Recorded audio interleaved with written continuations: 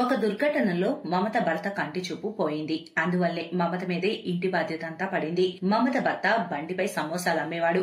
ఇప్పుడు మమత ఆ పని చూసుకుంటుంది. కానీ అన్ని ఇంటి బాధ్యతలు, భర్త బాధ్యతలు, పిల్లల బాధ్యతలు, పైగా బయట పని, వీటన్నిటితో ఆమె ఎప్పుడు దిగులుగానే ఉండేది. ఆమె ఆ దిగులు ఆమె వండే సమోసాలపై కూడా పడింది. ఆ రుచి తగ్గిపోతూ ఉంది. ఆ విషయాన్ని కస్టమర్స్ ఆమె ముఖం మీదే తేల్చి చెప్తున్నారు. అరే మమత, ఏంటి సమోసాలు ఇలా చేసావు? అస్సలు బాగోలేవు. అసలు తినాలి అనిపించడం లేదు. నిజంగా అక్క, అంతకుముందు రామ్ లాల్ గారు చేసే సమోసాలు భలే ఉండేవి.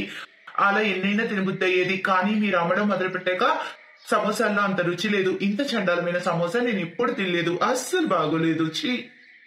సాయంత్రానికి మమత దీనంగా ఇంటికి తిరిగి వచ్చింది. రామ్లాల్ చూడకపోయినా మమత గొంతును బట్టి గుర్తుపట్టగలడు ఆమె ఎంత దుఃఖంలో ఉందో అని. మమత, నీ గొంతు బట్టి పనిలో ఏదో గడబడి జరిగిందని అర్థమవుతుంది. సమోసాలు అమ్ముడు పోలేదా? ఎక్కడ అమ్ముడుపోయాయి? కేవలం 10 సమోసాలే అమ్మగలిగాను. అందరూ నా చేతి సమోసాలు అసలు రుచే లేవంటున్నారు. ఒకవేళ ఈ పని కుదరకపోతే ఇంకేదైనా చెయ్యి మమత. ఇంకేదైనా పని బాగుంటుందేమో, ఎవరికి తెలుసు. వానాకాలం వచ్చింది. రోజు కాస్తో కూస్తో వర్షం పడుతుంది. మమతకు వర్షాకాలం వల్ల తన పని బాగా సాగుతుంది అనిపించింది. ఆమె రోజంతా కొన్ని సమోసాలమ్మి ఇంటికి తిరిగి వస్తుంది. ఒకరోజు చాలా పెద్ద వాన ముసురు పట్టింది. ఈ వాన ఇవాళ ఆగేటట్టు లేదు. ఈ వర్షంలో కస్టమర్స్ కూడా రారు. ఏం చేయాలో అర్థం అవడం లేదు. సమోసాలు చాలా ఉన్నాయి. ఇవి అమ్ముడుపోకుంటే చాలా నష్టం వస్తుంది. పెద్ద గొడుగు అవసరం ఉంది బండికి, కానీ కొనలేకపోయాను. 4-5 వేల వరకు అవుతాయి. అదేమంటే నేను ప్రతి గల్లీలోకి వెళ్లి సమోసాలు అమ్మగలిగేదాన్నేమో. మమత అలా ఆలోచిస్తూ ఉండగా ఒక ముసలి వ్యక్తి గోనె సంచి కప్పుకొని అక్కడికి వస్తాడు. అమ్మా, పొద్దుటి నుంచి నా కుటుంబం ఏమి తినలేదు. ఏదైనా తినడానికి ఉంటే ఇవ్వమ్మా. మీరు బాధపడకండి. ఈ రోజు మీ కుటుంబం ఆకలితో ఉండదు. నేను మీకు కొన్ని సమోసాలు ఇస్తాను, తీసుకెళ్ళండి. అయినా నేను ఇంత వానలో సమోసాలు అమ్మడానికి వెళ్ళలేనుగా. ఎందుకమ్మా? నువ్వు గల్లీలోకి వెళ్లి తిరుగుతూ సమోసాలు అమ్మగలవు కదా. బాబాయ్, అమ్మగలను వెళ్ళి, కానీ కొద్ది రోజులుగా నష్టం వాటిల్లుతుంది. ఆదాయం లేదు. కాస్త ఆదాయం ఉంటే ఏదో ఒక గొడుగు లాంటిది తెచ్చేదాన్ని. ఈ రోజు కూడా సమోసాలన్నీ వర్షం కారణంగా తడిచిపోతున్నాయి. ఒక పని చెయ్యమ్మా, ఈ సంచుకో. ఇది కాస్త చిరిగింది కానీ మీకు ఏదోలా ఉపయోగపడుతుంది. బాబాయ్, ఒకవేళ మీరు ఈ సంచి నాకు ఇస్తే మీరు తడిచిపోతారు. ఎలా? ఆ సంచి మిమ్మల్ని వర్షం నుంచి రక్షిస్తుంది కదా. ఆ సంచి అవసరం మీకు చాలా ఉంది. అమ్మా, ఈ సంచి అవసరం నాకన్నా ఎక్కువ నీకుంది. నాకు తెలుసు నీ దగ్గర గొడుగు లేదని ఈ సమోసాలు అమ్మడానికి వెళ్ళలేవు. నువ్వు ఈ పేదవానికి తినడానికి ఇస్తే మరి ఈ పేదవాని ఆశీర్వాదంగా భావించి దీన్ని ఉంచుకోమ్మా. ఈ సంచి నీకు బాగా ఉపయోగపడుతుంది. ధన్యవాదాలు బాబాయ్. మీరు ఈ సంచి ఇచ్చి నా బాధ తగ్గించారు. మమతకు సంచి ఇచ్చి ఆ ముసలి వ్యక్తి ఆ ముసురు వానలో మాయమైపోతాడు. సంచిపై కాస్త రంధ్రాలున్నాయి, కానీ ఈ వర్షంలో బాగా పనిచేస్తుంది. ఆ బాబాయికి మంచి జరగాలి. పాపం వర్షంలో తడుస్తూ వెళ్తూ కూడా ఆనందంగా ఈ సంచి నాకు ఇచ్చి వెళ్లారు. మమత చిరిగిన సంచిని బండిపై ఉన్న సామాన్లపై కప్పి సమోసాలు అమ్మడానికి బయలుదేరింది.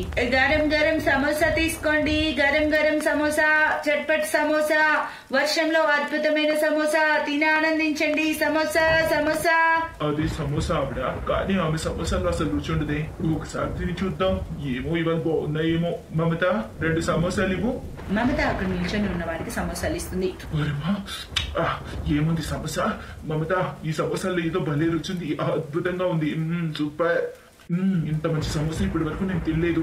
చాలా అద్భుతంగా ఉంది. ఇంకా తినాలనిపించేలా. అవునా? అలా అయితే నాకు ఒక సమోసా ఇవ్వమ్మా. అలా చూస్తూ చూస్తూ మమత చుట్టుపక్కల రద్దీ పెరిగింది. అది చూసి మమత కూడా షాక్ లో ఉంది. సమోసా ఆంటీ, నాకు 10 సమోసాలు ప్యాక్ చేసి ఇవ్వండి. నాకు 5 ఇవ్వండి ప్యాక్ చేసి. ఊరి దేవుడా, నీకు చాలా ధన్యవాదాలు. ఈ రోజు నా సమోసాలన్నీ అమ్ముడిపోయాయి. ఆ రోజు మమత చాలా ఆనందంగా ఉంది. ఇంటికి వెళ్లి ఆమె అందరి కోసం మంచి వంట సిద్ధం చేసింది. మమత సంతోషకరమైన గొంతు విని రామ్లాల్ మనసుకు ఆనందం వేసింది. మమత, ఈ రోజు వ్యాపారం బాగా సాగినట్టుంది. అందుకే నీ గొంతులో సంతోషం ఉంది. ఏం చెప్పనండి, విషయం అలాంటిది. మరి మీరు వింటే మీరు చాలా సంతోషిస్తారు. మీకు తెలుసా, ఈ రోజు అద్భుతం జరిగింది. సమోసాలన్నీ కూడా అమ్ముడిపోయాయి. ఏంటి, నిజంగానా? ఇది నిజంగా అద్భుతమే. 5-6 అమ్మే నువ్వు అన్ని అమ్మేవా? సరిగ్గా చెప్పారు.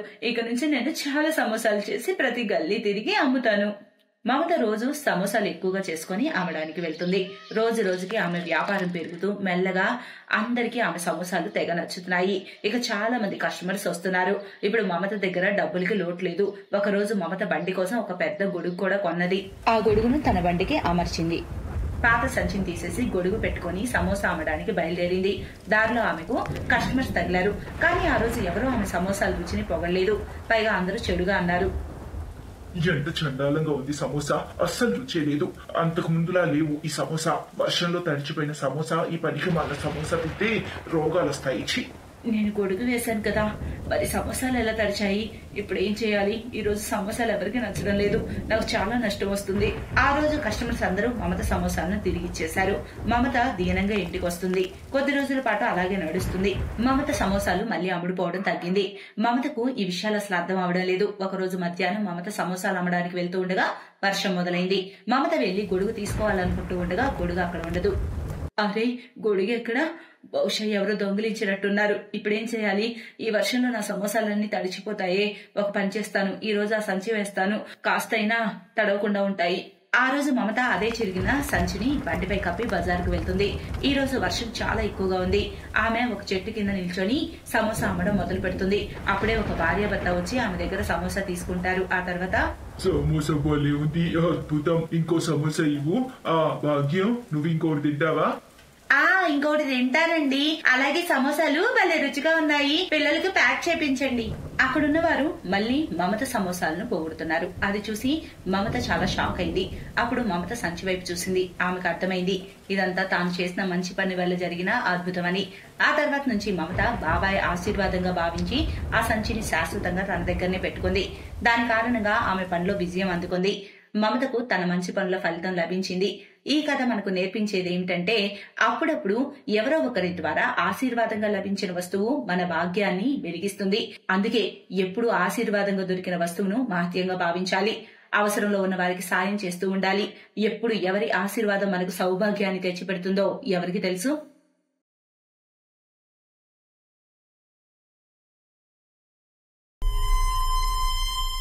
భయంకరమైన ఓ చలిలో ఒక ముసలావిడ గొయ్యి తవ్వుతూ కూర్చుంది.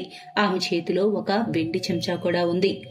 2 నిమిషాల్లో నేను ఈ ప్రపంచాన్ని వీడి వెళ్లిపోతున్నాను. ముందు నేను గొయ్యిలో పడుకుంటాను. ఇక నేను నాతో ఈ మాయా చెంచాను తీసుకెళ్లిపోతాను. జనాలంటారు ఎవరితో ఏమీ తీసుకెళ్లరని, కానీ నేను ఈ వెండి చెంచాను నాతోనే తీసుకెళ్తాను. ఇక ఎవరు కూడా నా అంత రుచిగా మోమోస్ పానీపూరి చేయలేరప్పుడు.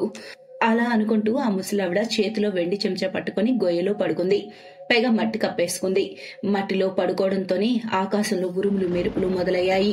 వర్షం జోరుగా మొదలైంది. ఇక అదే సమయంలో ఆమె ఆత్మ బయటకు వెళ్లిపోయింది. ఆ ఆత్మకు ఆకాశం స్వాగతం పలుకుతుందా అన్నట్టుంది. వేడుకోలు ప్రపంచమా. పొద్దునే రాంపూర్ గ్రామంలో చలి వల్ల ఎవరూ లేరు. ఆ గ్రామంలో చాలా అందమైన బజార్ ఉంది. ఆ బజార్లో నందిత అనే పేరు గల ఒక పేదమ్మాయి ఉంది. ఆ అమ్మాయి చిరిగిన పాత బట్టలు వేసుకుని ఏడుస్తోంది. మోమోస్ పానీపూరి అమ్మా ఎక్కడికి వెళ్లిపోయింది? ఎక్కడికి వెళ్లారు మీరు? అప్పుడు అటువైపు ఓ వ్యక్తి వెళ్తూ చెబుతాడు, అరే, ఆ మోమోస్ పానీపూరి అమ్మా ఈ ప్రపంచంలో లేదనుకుంటా. బహుశా మేము పొద్దుటి నుంచి ఆమె కోసం చూస్తున్నాం. అలా చెప్పి అతను వెళ్లిపోయాడు. ఇక్కడ ఏడ్చి నందిత పరిస్థితి బాగోలేదు. అమ్మా, నన్ను వదిలి ఎక్కడికి వెళ్ళావు? ఈ ప్రపంచంలో నువ్వు ఒక్కదానివే నాకు సాయం చేసేది. రోజు నాకు నీ చేతి రుచికరమైన మోమోస్ పానీపూరి తినిపిస్తావు, డబ్బు కూడా తీసుకోవు. ఇంక నేను ఆకలితో చచ్చిపోవాలా? ఆమె ఏడవడం బజార్లో అందరూ చూస్తుంటారు. అప్పుడే ఒక ఆమె నందిత దగ్గరకు వచ్చి కోపంతో ఆమెను అంటుంది, ఎందుకలా అనవసరంగా ఏడుస్తున్నావు? ఉచితంగా మోమోస్ పానీపూరి తినిపించే వాళ్ళు లేరనా? అందుకే ఏడుస్తున్నావా అంతగా? ఆ ముసలావిడి నుంచి నేర్చుకో. పాపం ఆమె ఆఖరి క్షణం వరకు పనిచేసుకొని బతికింది. ఇక నువ్వు వయసులో ఉండి కూడా భిక్షం ఎత్తుకుంటున్నావు. అలా అనేసి ఆ స్త్రీ అక్కడి నుంచి వెళ్లిపోయింది. నందితకు ఆకలి వేస్తుంది. అందుకే ఆమె ప్రతి దుకాణం వద్దకు వెళ్లి భిక్షం ఎత్తుకుంటుంది. కానీ అందరూ ఆమెను తరిమేస్తున్నారు. ఒకవేళ ఆమె వెళ్లకుండా ఉంటే అక్కడి వారు ఆమె ముఖంపై టమాటాలతో విసిరి కొడుతున్నారు. కొట్టండి, దీన్ని ఊరికే భిక్షం ఎత్తుకుంటుంది. కొట్టండి. నన్ను కొట్టకండి. నన్ను ఎవరు పళ్ళెం పెట్టుకోకపోతే నేనేం చేయను. నందిత మాటలు ఎవరు వినలేదు. ఆమె ఏడుస్తూ సిగ్నల్ దగ్గరకు వచ్చి ఒక కంబలి కప్పుకొని అక్కడ భిక్షం ఎత్తుకోవడం మొదలు పెట్టింది. ఆ చుట్టూ ఉన్న వారెవరు కూడా ఆమెకు భిక్షం ఇవ్వడానికి సిద్ధంగా లేరు. అందుకే ఆమెక నేరుగా దగ్గరలోని గుడి వద్దకు వెళ్లిపోయింది. అక్కడ దేవుడి దగ్గర తన బాధను చెప్పుకుంటూ వేడుకోవడం మొదలు పెట్టింది. దేవుడా, నా అమ్మా నాన్నను ముందే నా నుంచి దూరం చేశావు. ఇక నాకు తోడుగా ఉంటే అమ్మాజీని కూడా తీసుకెళ్లిపోయావు. నన్ను కూడా నీ దగ్గరికి తీసుకెళ్లొచ్చు కదా. కనీసం నాకు ఈ లోకంలో చిత్కారాలు తప్పేవి. అప్పుడే వెనక నుంచి పూజారి వస్తాడు. నందిత అతని వైపు తిరిగి అంటుంది, నా నుంచి దూరంగా ఉండండి. నేను బికారుదాన్ని, అంటరాని దాన్ని ప్రజలు అంటున్నారు. ఒకవేళ నువ్వు అంటరాని దానివైతే దేవుడు నిన్ను ఈ భూమిపైకి పంపడు. నువ్వు దేవుడి సృష్టి అయితే మనుషులెవరు కాదనడానికి? నీ సమస్య ఏంటో చెప్పు నాకు. నువ్వు భిక్షం మానేసి ఏదైనా పని మొదలు పెట్టు. అప్పుడు చూడు, దేవుడు నీకు సాయం చేయడానికి తానే స్వయంగా వస్తాడు. ఎందుకంటే మంచికి ఎప్పుడు దైవం సహాయం ఉంటుంది. కాబట్టి కష్టాన్ని పనిని నమ్ముకో. అలా చెప్పి పూజారి పూజ చేయడం మొదలు పెడతాడు. నందిత బయట కూర్చొని మళ్లీ భిక్షం ఎత్తుకోవడం మొదలు పెడుతుంది. అప్పుడే ఆమె దగ్గరకు ఒక యవనంలో ఉన్న అబ్బాయి వస్తాడు. అతన్ని నందిత భిక్షం అడుగుతుంది. అన్నా, వారం నుంచి ఏమీ తెలియలేదు. నందిత నోటి నుంచి అన్న అని వినడంతో ఆదిత్య మనసు కరిగిపోతుంది. అతను నందిత ఎదురు నేలపై కూర్చుంటాడు. ఆపై ఆదిత్య నందితను మంచి రెస్టారెంట్ కు తీసుకెళ్తాడు. ఆపై ఆమెకు భోజనం తినిపిస్తాడు. అప్పుడు రెస్టారెంట్ వెయిటర్ అంటాడు, చూడన్నా, ఈ బికారోళ్ళకు తినిపించాల్సిన అవసరం లేదు. ఇది వాళ్ళకు అలవాటైపోతుంది. వెయిటర్ అలా అనడంతోనే ఆదిత్యకి ఎంతో కోపం వస్తుంది. ఎంతంటే అతను తినే ప్లేట్ ను వెయిటర్ ముఖం మీద కొడతాడు. ఆ తర్వాత తను బిల్లు పే చేస్తాడు. మరో రెస్టారెంట్ కు వెళ్లి భోజనం చేస్తారు. నందిత దాంతో షాక్ అవుతుంది. అప్పుడు నందిత అంటుంది, అన్నయ్య, అంత కోపం మంచిది కాదు కదా. నేను ఈ లోకంతో ఇబ్బంది పడుతున్నాను. భిక్షం ఎత్తుకుంటే అవమానిస్తారు. డబ్బులు ఎక్కువ ఉంటే ఎలా సంపాదించాడు అంటారు. ఎప్పుడు తమకు తాము చూసుకోరు. వాళ్ళ జీవితం ఏంటనేది వాళ్ళకు ఉండదు. నువ్వు ఇబ్బంది పడకు చెల్లి, భోజనం చేయి. అంతా అదే సరిపోతుంది. నువ్వు తినమ్మా. ఆదిత్య మాటలు నందిని మెదడుకు బాగా ఎక్కుతాయి. భోజనం తర్వాత ఆదిత్య ఆమెకు 10,000 రూపాయలు ఇస్తాడు. మరుసటి రోజు మళ్లీ కలుస్తానని ఒట్టేసి వెళ్తాడు. ఇప్పుడు నందిత ఆ సిగ్నల్ దగ్గరకు వచ్చి రోజు ఆదిత్య గురించి ఆలోచిస్తూ ఉంటుంది. ఆ డబ్బుతో మరుసటి రోజు నుంచి ఆమె పానీపూరి బండి పెడుతుంది. ఎక్కడైతే ఆ ముసలావిడ పానీపూరి బండి పెట్టిందో అక్కడికి వెళ్ళినప్పుడు నందిత చూసింది, అక్కడ అప్పటికే చాలా మంది పానీపూరి బండ్లు పెట్టి ఉంచడం. అదంతా చూసి నందిత చాలా కంగారు పడుతుంది. ఇకపై అనుకుంటుంది, అమ్మాజీ ఉన్నంత వరకు ఈ చుట్టుపక్కల వేరే బండే లేదే. ఇప్పుడు ఇన్నున్నాయంటే నేను ఇక్కడ నెగ్గుకు రాగలనా? ఆ బండ్లన్నిటి దగ్గరికి జనాలు వస్తున్నారు. కానీ నందిత దగ్గరికి ఎవరూ రావడం లేదు. కానీ సాయంత్రానికి 2 కస్టమర్స్ వచ్చారు. అరే అమ్మా, నిన్ను చాలా సార్లు అడుక్కుంటూ చూశాను. ఈ పని మంచి పని చేసావు. మాకు పానీపూరి ఇవ్వు, కాస్త కట్ట మీట కలిపివ్వు. బాబాయ్, అలాగే. మీరే నా మొదటి కస్టమర్. నందిత ఆ బాబాయ్కి పానీపూరి ఇచ్చింది. ఇక వాళ్ళు పానీపూరి తిని వెళ్లగానే అక్కడికి ఎదుటి పానీపూరి బండతను నందిత దుకాణం దగ్గరకు వస్తాడు. ఓ బికారిదారా, ఇక్కడి నుంచి బండి తీసేయి, లేదంటే బాగోదు. నేను మిమ్మల్ని ఆపలేదు కదా, మరి మీరెందుకు నన్ను ఆపుతున్నారు? ఈ భూమి ఏమన్నా మీ నాన్నదా? అడుక్కు తిని బతికేతానా? ఈ బికారిదాని బండి తోసేయండి బ్రదర్స్. వాళ్ళందరూ కలిసి నందిత బండిని తోసేశారు. తన సామాన్లన్నీ రోడ్డుపై పడిపోయాయి. పాపం నందిత ఏడవడం మొదలుపెట్టింది. దేవుడా, ఇక నా వల్ల కాదు ఈ ప్రపంచంలో ఉండటం. ఏదైనా చెయ్యి. ఈ రోజు రాత్రికి నన్ను నీలో కలిపేసుకో. నన్ను చచ్చిపోయేలా చెయ్యి. నందిత ఆమె బండి దగ్గర కూర్చుంది.